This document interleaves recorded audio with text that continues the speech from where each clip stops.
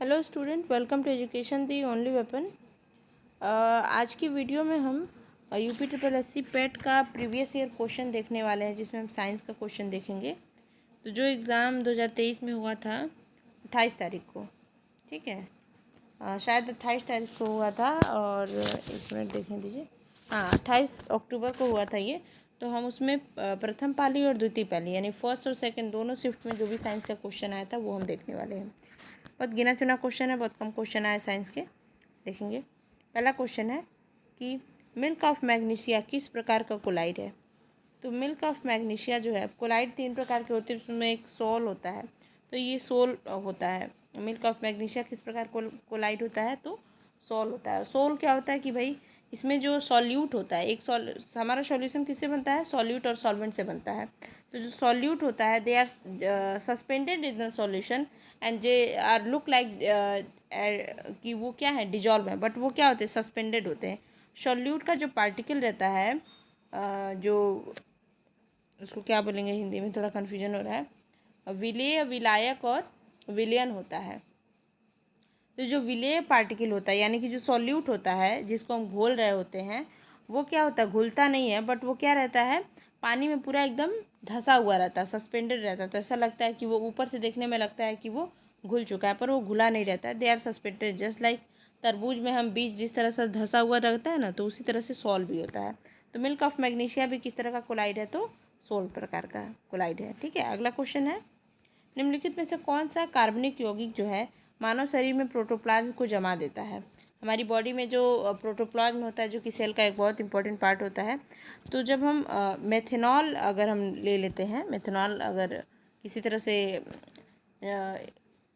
मतलब इनहेल कर लेते हैं, खा लेते हैं, पी लेते हैं, जो भी है, तो उसमें क्या होता है, हमारी बॉडी में ये प्रोटोप्लाज्म को जाकर जमा देता है, और इससे हमारी ऑप्टिक नर्व के साथ बहुत दिक्कत हो जाती है, और ये हमारे लिए हेल्थ के लिए बिल्कुल भी अच्छा नहीं है। 3 ही क्वेश्चन था इस फर्स्ट वाले शिफ्ट में। अगला क्वेश्चन है कि स्वर यंत्र यानी कि जो वोकल कार्ड होता है, उसके संबंध में निम्नलिखित में से कौन सा सही है। तो यह उपास्थि से बना अंग है, ग्रसनी और श्वास नली को जोड़ता है, यह हड्डीदार बक्सा है, श्वास नली में आक्रमण करने वाले रोगजनक को। तो ये एक्चुअली इसमें स्वर रज्जु होता है, ये क्वेश्चन सही है। जहाँ पे द पार्ट वेयर हमारा भोजन की नली और सांस की नली जहाँ पे अलग होते हैं, वहीं पे एक छोटा सा पार्ट होता है, छोटा सा बॉक्स टाइप का बना होता है, उसी को हम बोलते हैं क्या, वोकल कार्ड। अब हम सेकंड शिफ्ट के क्वेश्चन देखेंगे साइंस के। तो सेकंड शिफ्ट में आया है, देखिए, किसी चालक का प्रतिरोध निम्नलिखित में से किस कारक पर डिपेंड नहीं करता। तो लंबाई, क्रॉस सेक्शन, चालक के पदार्थ, किस प्रकार का मटेरियल यूज हो रहा है, इस पर डिपेंड करता है, बट चालक की आर्द्रता पे, मॉइस्चर पे नहीं डिपेंड करता है। ठीक है, अगला क्वेश्चन क्या है साइंस से। हाँ, यहाँ क्वेश्चन है, निम्नलिखित में से किस जानवर में अच्छी तरह से विकसित जल संवहनी तंत्र होती है, वाटर वैस्कुलर सिस्टम किस प्रकार के जानवर में होता है। आपने अगर बायोलॉजी थोड़ा सा भी पढ़ा तो उसमें हमने फाइलम पढ़ा होता है। एनिमल किंगडम में फाइलम हम पढ़ते हैं, बहुत सारे फाइलम होते हैं। तो उसमें एक फाइलम होता है इकाइनोडर्मेटा। इकाइनोडर्मेटा के जितने भी एनिमल होते हैं उसमें हमारा वाटर वैस्कुलर सिस्टम बहुत अच्छे से डेवलप होता है। उसी के अंतर्गत हमारा होता है स्टारफिश, जेलीफिश आई थिंक नहीं है, वेट,